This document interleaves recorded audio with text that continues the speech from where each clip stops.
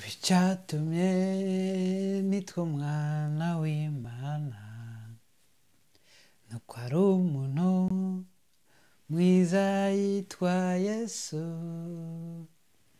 yacunguje amaraso y'igiciro, ubundu wiwe kubw'ayo maraso, ubundu wiwe kubw'ayo maraso, ayo maraso n'ay'igiciro,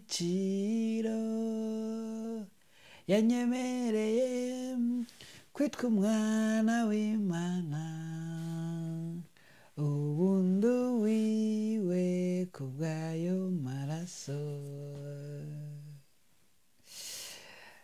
Kaze mwese muri kino kiganiro genda kibashikiriza, nitwa Confiance Vyizigiro.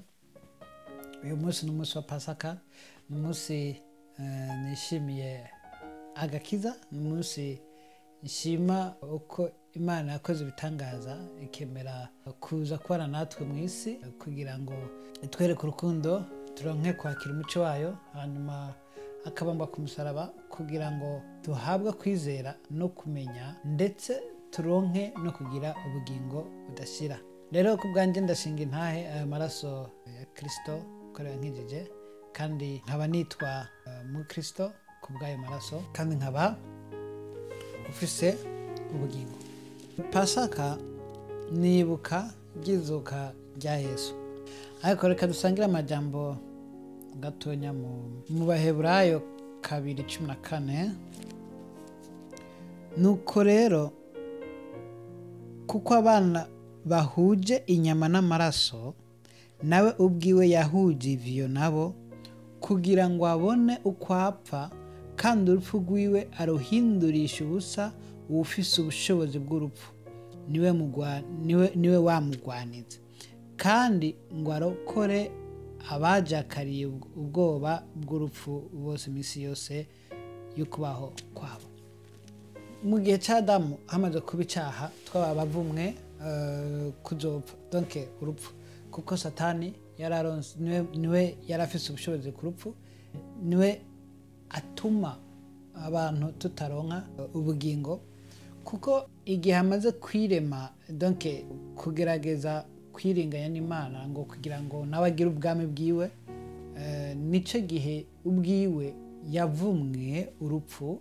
Hanyuma kubwo kuvuma urupfu, abakurikira ivyiwe, abamukurikira n'abajya mu nzira ziwe baherera muri urwo rupfu nyene rwa Satani, urupfu Satani yategura. Niyo mpamvu bavuga ati ngo Satani ngo niwe afise ubasha ku rupfu, donc kubw'ico caha twakoze nico catuma twese turabazopfana nawe, kuko niwe yazanye icaha mu isi kugira ngo adukwegere urupfu.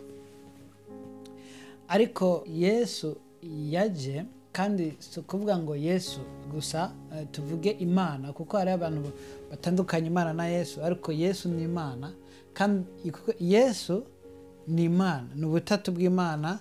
Kugira umuntu afise ubutatu muri we, akagira umubiri, akagira umushaha, akagira n'impwemu, niko n'Imana ubwayo ifise ubutatu, ari we Data, Umwana ari we Yesu, na mpwemu yera. Ariko Data akaba ari nka kujya k'umubiri, mugabo si umubiri nk'uyu unye w'iwacu ubora, mugabo ni umubiri uhoraho, apana twebwe abaremwe, mugabo bo bari mu guhoraho.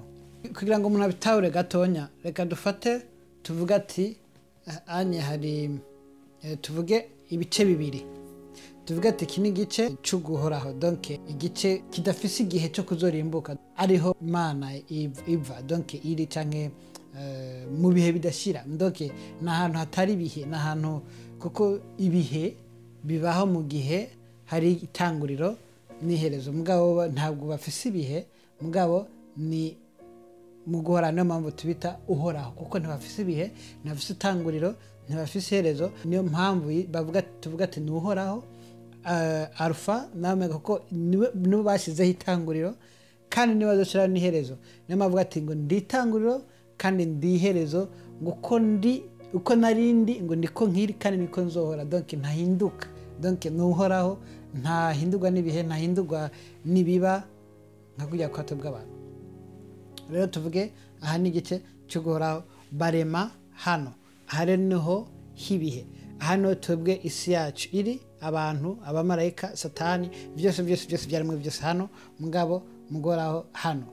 Mu byo tuzi mu byo kutahoraho mu bihoraho ni Imana gusa, Imana yonyine niyo tuzi. Hanyuma kandi no ku Mana tuzi gusa Kristo na Mwemera, kuko data tumumenyera muri abo babiri, ariko bwiwe yama mu guhoraho. Niyo mpamvu Yesu avuga ati ngo data ngo nta n'umwe amuzi keretse uwaje ava hejuru, donc ngo niwe wenyine amuzi kuko ari we yaje avayo. Hanyuma akangura akavuga ati ubonye Yesu hano ababonye data, kuko bose n'umwe bafite ishusho imwe. Donc bisigura ko ubonye Kristo cyangwa ubonye Mwemera cyangwa ubonye ni wa wundi, ni kwa kundi nyene nka kujya kwato bw'abantu. Iyo umuntu arabye uwundi mu buryo bw'impwemu, ubona nyine ari yashusho nyine umuntu aba asanzwe azi. Niyo mpamvu iyo umuntu aryamye avuga ati ngo narose ngo naka, warose naka, ariko naka wamuye mu ishusho yawe ni yindi nyine usanzwe uzi mu buryo bw'umubiri. Donc mu buryo bw'umubiri, mu buryo bw'umutima, mu buryo bw'impwemu, hose umuntu afise yashusho nyine, kuko ni wewe nyine urabyumva, mugabo mu buryo butatu, mu nzego zitatu. Rero Kristo Yesu ni umutima w'Imana, donc ni umushaha w'Imana, kuko muri we ngo harimwo ubugingo, niko muri navuga. Donc niwe bugingo, ngo Yesu niwe nzira, niwe kuri, niwe bugingo. Donc niwe kuri bisigura niwe azi ukuri kwa byose, kuko ngo nta cyaremwe kitaremwe kiva muri we. Donc we yajava mu guhoraho, donc azamwi mubi mu byaremwe. Muri icyo gihe niwe azi gusa ukuri, kuko abasigaye twese twararemwe tuzi ibiringana n'ibyo tubonesha amaso, n'ibyo ubwenge bwacu basha gushikira kwiyumvira, kuko ubwenge bwacu bwabwo ni bwararemwe. Urabyumva rero, ubwenge bwacu bufise limitation, mugabo Imana nta limite ifise, kubera nuhoraho kandi akaba ari yaremye byose.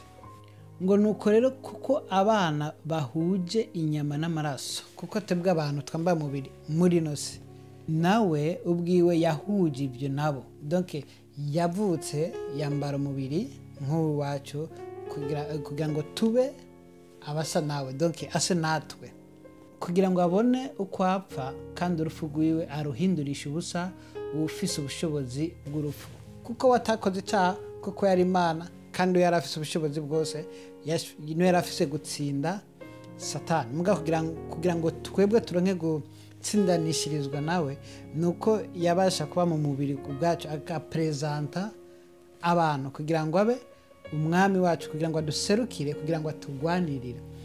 Rero kugira ngo dutsindanishirizwe n'Imana, nuko Imana ateza gusa natwe, ikambara umubiri nkatwe kugira ngo ihuze natwe, hanyuma apfe urupfu, hanyuma atsinde urupfu.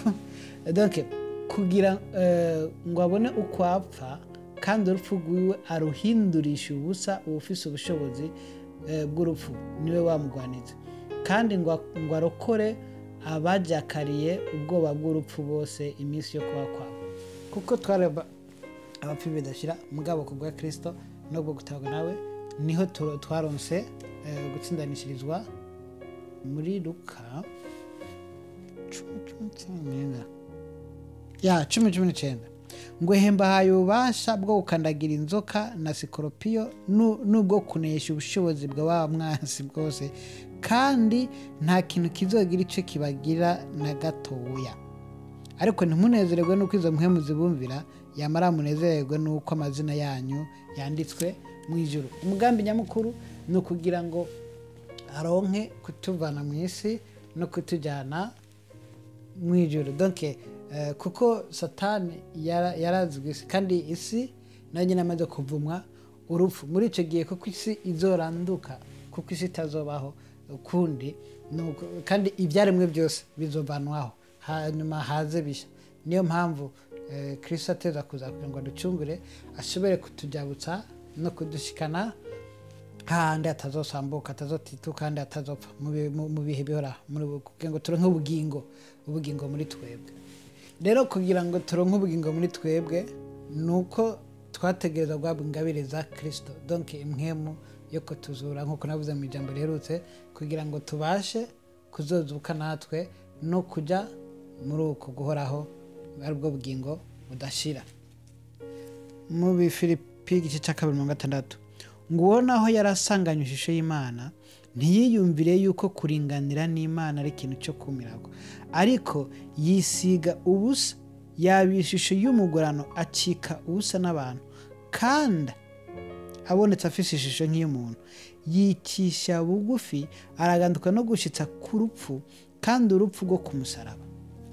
Yesu twabyumvise ko ari umushabimana, yemeye atanga umutima wiwe kuza mu isi kudupfira, kugira ngo kubw'ubwo rupfu natwe turonke ubugingo, kugira ngo turonke ukuvyagwa n'Imana, kugira ngo turonke guhuzwa n'Imana, kugira ngo turonke guharirwa, ngo turonke ubugingo budashira. Ntibyari byoroshye, cyari igikorwa gikomeye cyane, ariko yaragikoze. Ngo uwo naho yarasanganye ishusho y'Imana, nubwo yari Imana, ngo ntiyiyumvire yuko kuringanira n'Imana ari ikintu cyo kumirako. Muri icyo gace muri Yohana turaseze, kuko urukundo Imana yakunze abari mu isi arirwo rwatumye itanga umwana wayo w'ikinege, ngo umwizera wese ntazapfe rubi, ariko ahabwe ubugingo budashira. Donc kubw'urukundo rw'Imana yemeye ubwayo kuza kumanika, gupfa urupfu rwo ku musaraba, kugira ngo twebwe abantu turonke agakiza, kugira ngo turonke gutandukanywa na Satani, kuko Satani atwiboherako kugira ngo tuze dupfane nawe, kugira ngo tuze dutabwe mu itanure mu muriro w'ibihe bidashira nawe. Nta yindi ntego ya Satani atari ukuyobya abantu, kugira ngo abateshe kuronka ubwo bugingo, kuronka gushika muri ubwo buntu Imana yaduhaye. Muri Yohana igice cya mbere ngo ubwa mbere na mbere Ijambo yariho, ngo kandi Ijambo yahoranye n'Imana, kandi uwo Jambo yari Imana. Ku 18 ngo nta muntu yigeze kubona Imana na rimwe, umwana w'ikinege aba mu gikiriza cya se, ngo niwe yayimenyekanishije. Yesu niwe yamenyekanishije Imana, kuko niwe yaje mu isi. Ku murongo 10 ngo yari mu isi, ngo kandi isi yaremwe nawe, ariko isi ntiyamumenya. Yaje mu byiwe, ariko abibe. Ku murongo 4 ngo muri we harimo ubugingo, ngo kandi ubwo bugingo bwari umucyo w'abantu. Donc Kristo ni ubugingo. Iyo bavuze ati ngo muri Yesu harimo ubugingo, iyo bavuga umwana, iyo bavuga Yesu baba baravuga amaze kuvuka, kuko ataravuka yitwa Jambo, yitwa Imana, yitwa uhoraho, ariko amaze kuvuka kuko yemeye gucika kuba umwana, donc kuba ubuvyawe n'umubiri, abyagwa n'umugore, yace yitwa umwana kuko yabaye umwana, kandi yace yitwa umuntu kuko yabaye umuntu, ariko nubwo yagize ishusho nk'iy'umuntu ni Imana. Rero muri Yesu, muri ujya umubiri wa Yesu wo twagendanye, muri we harimwo umutima w'Imana, ubugingo buva ku Mana, ari we Yesu Kristo. Donc Yesu, donc Ijambo indani muri ujya mubiri wa Yesu. Niyo mpamvu yavuga ati ngo ndi muri Data, ngo kandi na Data ari muri jewe. Ku gice cya 3 murongo 18 umwizeye ntazotsindwa n'urubanza, ariko utamwizeye aramaze gutsindwa kuko atizeye izina ry'umwana w'Imana w'ikinege. Kuri 35 ngo se arakunda umwana, ngo kandi yamuhaye byose, abishira mu kuboko kwiwe. Uwizeye umwana afise ubugingo budashira, ariko utumvira umwana ntazobona ubugingo, ariko uburake bw'Imana buguma kuri we. Ku 31 uwavuye hejuru niwe asumba bose, uwo mwisi aba ari uwo mwisi nyene, avuga iby'isi. Uwavuye mu ijuru niwe asumba bose, icyo yabonye kandi yumvise nicyo ashingira intahe. Yesu ni Imana yaje mu isi kugira ngo turonke gucungurwa. Ducungurwa gute? Usomye muri Yohana 20 urabona uko yazana Nikodemu kugira ngo umuntu abashe kugira ubugingo muri we nuko ategereza kwakira Yesu nkuko byanditse muri Yohana igice cya 12 ngo abamwakiriye bose ngo yabaye ubasha bwo gucika abana b'Imana ngo nibo bizeye izina ryiwe. Aho nyene muri Yohana nyene igice cya 13 cyavuga ati ngo nibo batabyawe n'amaraso canke no kwifuza k'umubiri canke no kwifuza k'umugabo ariko babyawe n'Imana. Babyawe n'Imana gute? Isi maze kurema umuntu yahawe mpwemo, ahabwa umushaha, ahabwa n'umubiri. Umushaha no presenta umuntu ariko umubiri nutuma aba muri yisi y'ibibonwa n'amaso. Kuko udafise umubiri, kuko hari abadafise umubiri nk'imizimu, abapfuye batagiye bariho ariko ntushaka kubonesha amaso y'umubiri kuko ntabwo bafise imibiri. Rero kugira ngo ushobore kuba mwisi, kugira ngo ube mu bifadika nuko utegereza kuba ufise umubiri. Rero gira umubiri ukagira umushaka kugira n'impwemu y'Imana. Iyo mpwemu y'Imana umuntu yagabiwe niyo Imana iyihamagaye ikuvuyemo cupfa. Kuko umuntu akibumbwa ngo yahumekewe impwemu ngo niyo kuko umuntu yabumbwe mu butaka amaze guhumekerwa impwemu y'Imana niho yabaye umuntu muzima. Hanyuma kandi ngo afise ishusho nkatwe, bisigura ko afise byose bitatu, afise umubiri, impwemu n'umushaha. Mugabo iyo umuntu agize rero gukizwa, ikiba icambere ya mpwemu wari ufise kare, ya mpwemu wahumekemo ijya anye ivanwaho. Kuko ijya mpwemu kigabirwa yitwa iwawe, witwa ko ari wewe. Ariko iyo umaze kwemera kwakira Kristo bagukuramo ijya mpwemu hanyuma akagushiraho iyindi mpwemu, ni nk'iyindi mpwemu ariko just ndayite mpwemu ahubwo ndayita ko ari ingabire y'Imana. Donc nubwo rugingo rwa Kristo niwe, kuko bavuga nk'uko ijambo rivuga ati twese turi ingingo za Kristo. Donc ubwo rugingo rwa Kristo ni guhabwa rugashigwa muri wewe. Niyo mpamvu bavuga ati mu ijambo ngo ndagiye ngo sindabasize nk'imfuvyi ngo mugabo ndabagarukako.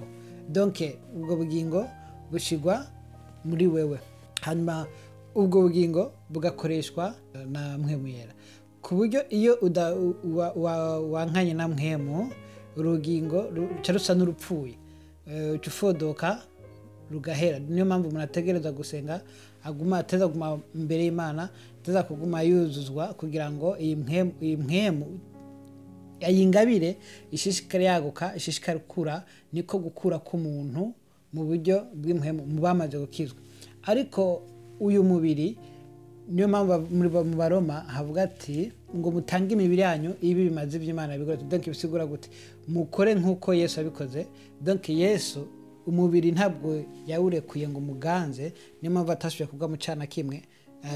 Rero ngo mwice imibiri yanyu kubw'impwemu, ngo mwicishe impwemu. Donc mwitsindishe iby'impwemu. Donc iby'imibiri byose by'akamere k'imibiri mukureho. Donc kabore ube kunywa inzoga, byo kujya mu busambanyi, kuko nibyo umubiri wifuza, nibyo umubiri wamenyereye, nibyo umubiri wavukiyemo, nibyo umubiri wamenyereye. Rero ngo mwitange imibiri yanyu bimazi, ngo niho gukora kwanyu ko himbara Imana. Donc no mu bimazi bikwiriye. Donc muri ico gihe ububayeho nk'ufise umutima n'ingabire z'Imana. Uko ingabire ishishikara ikura muri wewe niko uyu mutima ushishikara ufodoka mu byiki, mu bya kamere. Kuko ukiri ya mpwemu, kuko wasa n'upfuye, kuko ya mpwemu ntacyo yakora, wari ufise gusa umubiri n'umutima.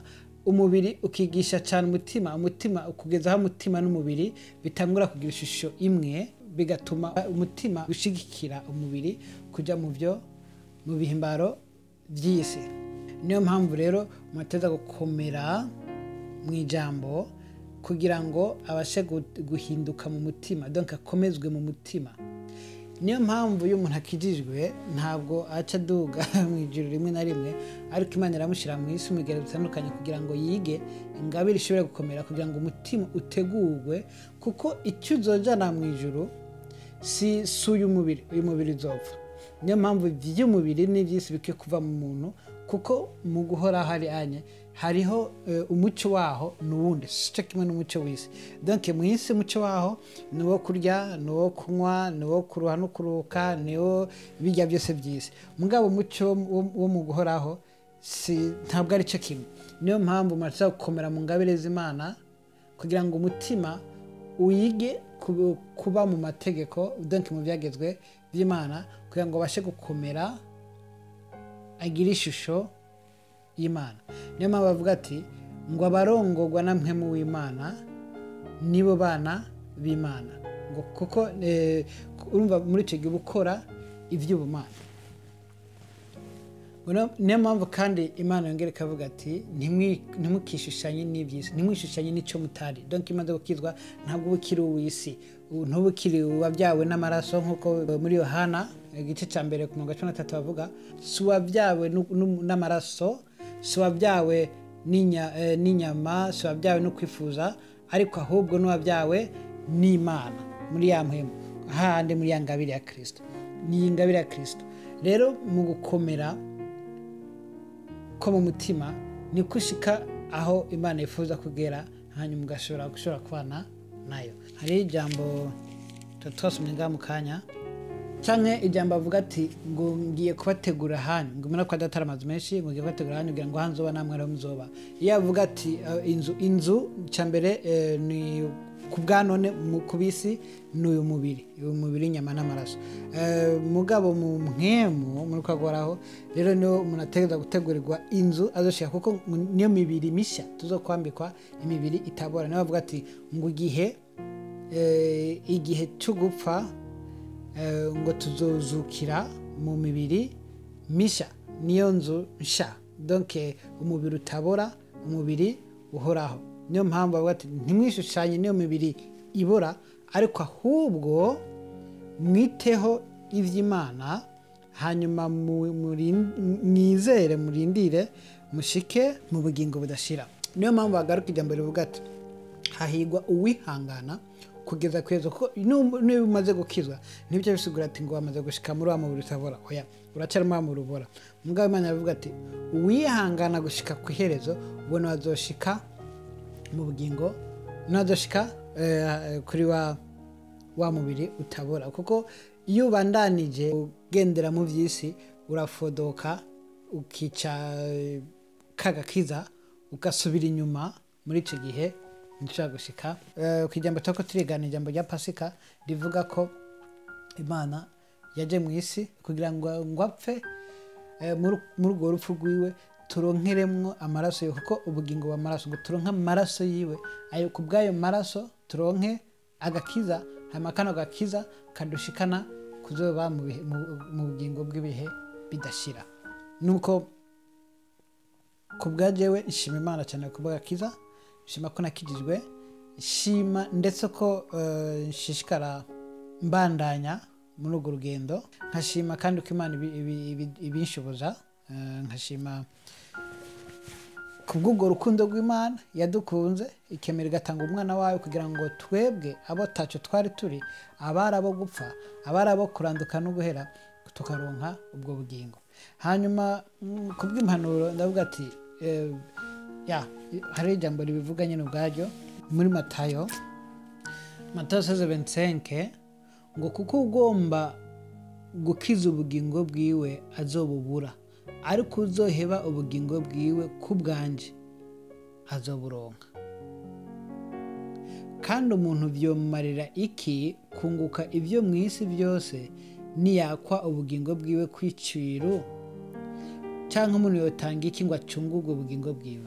Ntacyo umuntu afise yotanga kugira ngo acungurwe, kuko nk'uko twabonye mugoraho ni Imana yonyine, ariko kubwo kwitanga kwayo niho turonkera ubugingo. Hanyuma kandi nk'uko mwabonye muri Yohana, ngo byose yabishize mu mwana kugira ngo utizere umwana hazara ku bugingo. Hanyuma kandi ubu bugingo ngabo buvuga ngo umuntu ntiyabigumana, no kuvuga yuko niyo umuntu atagomba kwemera gutanga umutima wiwe kugira ngo ube mu kiganza cy'Imana, kugira ngo Imana ikomeze, kugira Imana ngo iwutegure muri icyo gihe ntushobora gushika ku bugingo, ngo abarondera gukiza ubugingo bwabo ngo bazobubura, kuko ubugingo buzopfa mu gihe butari mu kiganza cy'Imana. Nuko rero impanuro nuko mwese mukwizera Imana, mwese mukizera Yesu Kristo kugira ngo mubashe kuronka ako gakiza kubw'ayo maraso ya Yesu Kristo, muronke kwezwa, muronke kwemerwa n'Imana, muronke kubyagwa na mpwemu yera, nk'uko yabibwiye Nikodemu, utabyawe n'amazi ngo abyagwe na mpwemu yera ntabwo ashobora kwinjira mu bwami bw'Imana, kuko uburi w'isi nyene, kuko ngo icy'isi ni icy'isi nyene. Ariko iyo uri umwana w'Imana ntabwo wabyawe n'amaraso cyangwa kwifuza k'umubiri, mugabo wabyawe n'Imana. Rero utabyawe n'Imana ariko kubyagwa na mpwemu yera no kubyagwa mu mubatizo w'amazi, ariwo mu mubatizo w'amazi niko kwitatura na Satani, niko kugisezerano ryo Adamu cy'igihe bari icamwa bakitwa kuba abanyabyaha. Donc muri mubatizo niyo simbole yo kwemeza yuko wemeye gupfa ku byaha, wemeye gupfa ukazukira muri Kristo, ko wemeye Kristo. Hanyuma mubatizo wa mpwemu yera niko guhabwa rero za ngabire za mpwemu y'Imana, ariyo ngabire ya Yesu, ariyo bwa bugingo buzotuma tuzurwa ku munsi wo kuva muri uno mubiri. Nuko rero hakumira ku by'isi, hakumira ku by'ubutunzi, hakurondera ibitagira ikimazi, hakubahata amahoro, kuko amahoro abonekera muri Yesu gusa, nk'uko nabivuze mu nyinshi zeruka. Umuntu yari akwiye guca bugufi akemera Imana, akakira agakiza, hanyuma kubw'ubugombe bw'Imana bibaye no gukomera k'umutima w'umuntu agahabwa n'iby'isi, ariko yafise ubugingo. Niyo mpamvu n'abahabwa inkomezi zo gutegeka no kumvirwa n'abadayimoni n'ibyo byose, akavuga ati ntimubyishimire, ntimwishimire izo nkomezi, ntimwishimire kukumvirwa, ariko mwishimire, munezerererwe ukwandikwa mu ijuru. Ukandikwa mu ijuru nawe wandikwayo mu gihe wihanye ibyaha byawe, ugaharirwa, mu gihe wemeye umutima wawe Imana kugira ngo Imana ikubere umwami w'umukiza, hanyuma wemere kurongorwa na mpwemu yera, hanyuma wemere kubihagararamo gushika kw'iherezo. Icyo nicyo kiduha ubugingo. Nuko Pasika ni igihe cyo kwibuka izuka rya Yesu, kuko yarabitweretse ko bishoboka. Nta cyitwazo umuntu azogira, ntazovuga ati urumva ngo jewe urabona ngo babishoboye ngo gukora ngo atabafise ibi n'ibi cyangwa gukora kunuku cyangwa jewe kunuku. Ariko Yesu yabiciyemo byose, yageragejwe amageragezwa yose, yitiriwe ibyaha byose ndetse birenze, yahamwe, yarondewe, ndetse no kwitwa urupfu rwo ku musaraba azizwa icyo atakoze. Rero muri icyo gihe nta muntu n'umwe afite icyitwazo, ntazovuga ati ngo ntabwo arose ikimazi gikwiriye cyo gutangaza ngo harigwe, cyangwa ngo yagize isoni, cyangwa ngo, kuko Yesu byose yabibye ku musaraba, haba n'iby'isoni, kuko we ntiyabambwe gusa nambaye, yabambwe ari amenya, ari gusa. Uwo yari gusa ku musaraba yari Imana isumba byose, uruta bose, Imana rurema yaturemye twese, yemera kuba gusa imbere yacu, ku buryo n'abamarayika batangaye cyane, kuko nabo babonye Imana. Urabyumva? Bati bino bintu ni hatari. Urabyumva? Kuko bo bari bayizi, mugabo tube tutayizere twabona ibisanzwe, ariko bisanzwe umuntu yabonye Imana gusa, amenye ko umusaraba kandi ari isumba byose, kandi ari aturemye twese, yemera guca bugufi, yimwa ibyo gufungura, agenda hamwe hirya no hino arondera kwitwa yitondera rwose, kandi ari umwana w'Imana, kandi ari aturemye twese, kandi byose yabyishyiriyeho, ariko yemera kubambwa natwe, ariko byose abikora kugira ngo tureke kubohoka kuri Satani.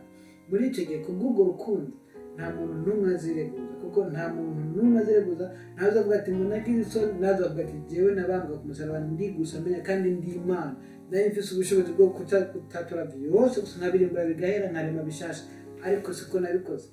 Ko niko azokubarira, azovuga ati nabambwa ku mwebwe abantu, none wewe wagira isoni nki, kuko byose yabikora kugira ngo asubire kwa data. None wewe uzoshika kwa data utagize isoni, udatsinze isoni. Yadutsindanishije ibyaha, nuko dutegerezwa kwihana kugira ngo duharigwe. Dutegerezwa kwatura ibyaha byacu kugira ngo duharigwe. Niyo wagomba kugumana ibyaha nk'ibanga, uzobe kugira ibanga Satani nibwo kwa gutsinda. Kugira ngo utsinde ni ugutegereza kubyatura, ukitandukanya na Satani. Satani mugize umugenzi, muzogenda no mu byiwe, ariko iherezo n'amahonero n'urupfu nk'ubwo yateguriwe nyine ubwiwe, kandi aribwo azopfa n'abiwe. Nuko mwese ndifuza akiza, mwese ndifuza kwihana. Rero kwa byiza kuri mwese mugifisa akaryo, kuko nta muntu n'umwe azi umunsi n'isaha yo kuva muri uno mubiri, kuko urwo rukundo rwashiriweho gusa abari mu isi. Ndetse no mu ijambo aravuga ati ngo tuzi neza ko hatatoranijwe n'amareka, ariko hatoranijwe Aburahamu. Niko muri mu Baheburayo niyo mengano havuga ngo tuzi ko hatoranijwe Aburahamu. Nuko rero mwizere Imana, mwubahe Imana, kugira ngo mujejwe kuvuga Imana, kandi Imana nayo ishobora kubafasha no kurwanirira kubuza amahoro, no kugira ngo tugende twese mu rugendo rwo kuja mu ijuru, kugira ngo turonke kuzobana n'Imana ibihe bidashira. Amen.